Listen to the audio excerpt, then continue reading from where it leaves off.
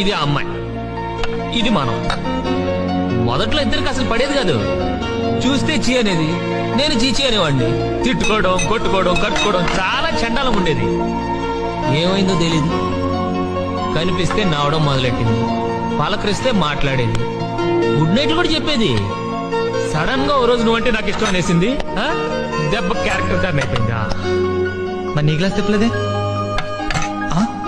అదేంటి అలా పెట్టా? అదే మన పరిస్థితి. నిలబడలేం, తిరగబడలేం. ఎక్కడో మనకి చిన్న డిస్టర్బెన్స్.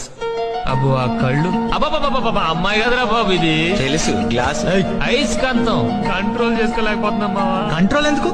కమిట్ అయిపోవచ్చుగా. తప్పు మావా, పద్ధతి కాదు. ఎందుకు కాదు? ఆ? అమ్మాయికి ఆల్రెడీ ఇంకోటి ఎంగేజ్మెంట్ అయిపోయింది. హాయ్, తర్వాత ఏమైంది? తర్వాత ఏముంది, వార్ స్టార్ట్ అయింది. ఆఫీస్కి వెళ్తుంటే వాటర్ మీద కొట్టింది. మరి నువ్వేం చేసావు? మనం ఊరుకుంటావా? నెక్స్ట్ డే హోటల్ కి తీసుకెళ్లా, అక్కడ ఇడ్లీ ఆర్డర్ ఇచ్చా, ఇక్కడ డెడ్లీ వార్నింగ్ ఇచ్చా. తనేం చేసింది? మీద సాంబార్ పోసింది. నువ్వు ఊరుకున్నావా? లేదు, సర్ఫెట్ ఉతుక్కున్నా.